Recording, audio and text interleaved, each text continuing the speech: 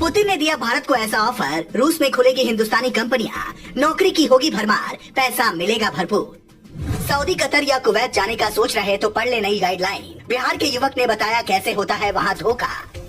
बच्चों को भेजना चाहते हैं विदेश, ऑनलाइन जुटा रहे जानकारी, तो इन बातों से रहे सावधान। जिंद से आई बड़ी खबर। भारत को सस्ता तेल बेचने वाले रूस ने इस बार गजब का धांसू ऑफर दिया है। अगर सरकार से हरी झंडी मिलने के बाद अडानी, अंबानी और दूसरे बड़े बिजनेसमैन ने इस ऑफर को स्वीकार कर लिया तो समझिए कि भारत की चांदी हो जाएगी। दरअसल रूस चाहता है कि अमेरिकी कंपनियों के कारोबार समेटने की वजह से जो जगह वहाँ खाली हुई है उसे भारत की कंपनियां भरें। जिसका मतलब ये हुआ कि पुतिन सीधा सीधा भारतीय बिजनेसमैन को ये ऑफर दे रहे हैं कि आप आइए, कंपनियां खोलिए, निवेश कीजिए, हमारे लोगों को रोजगार दीजिए, अपने यहाँ से लोग बुलाइए और रूस के विकास में योगदान दीजिए।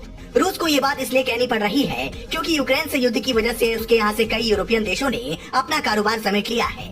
अब सवाल है कि भारतीय कंपनियां वहाँ जाएंगी तो उन्हें फायदा क्या मिलेगा?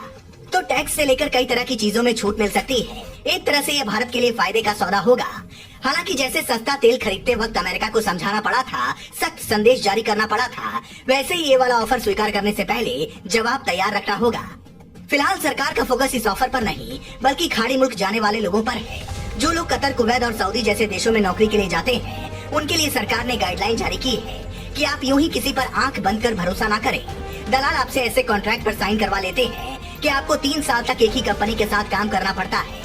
चिलचिलाती गर्मी में साइकिल या बाइक से आपको डिलीवरी के लिए जाना पड़ता है। इसके बदले में पैसे भी कम मिलते हैं और 3 साल बाद ही आप वहाँ से निकल पाते हैं। ऐसे में इन चीजों से बचने के लिए सरकार की ओर से तय नियमों का पालन करें। ऐसा नहीं है कि ये बात सिर्फ सरकार ही कह रही है, बल्कि इसका जीता जागता उदाहरण कुछ दिनों पहले विदेश से लौटा बिहार का एक युवक है। बेतिया के रहने वाले शेख मिराज ने वापस हिंदुस्तान लौटने पर बताया, मुझे बतौर इंजीनियर मालदीव में नौकरी के लिए भेजा गया था, लेकिन वहाँ जाकर मुझे मजदूरी करनी पड़ी।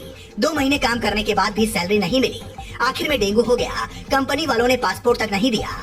वीडियो कॉल के जरिए हमने अपने लोकसभा क्षेत्र के सांसद से गुहार लगाई, पर उन्होंने भी मदद नहीं की और आखिर में समाज सेवी दिनेश अग्रवाल ने पीएमओ और विदेश मंत्रालय की मदद से मुझे वहाँ से निकलवाया।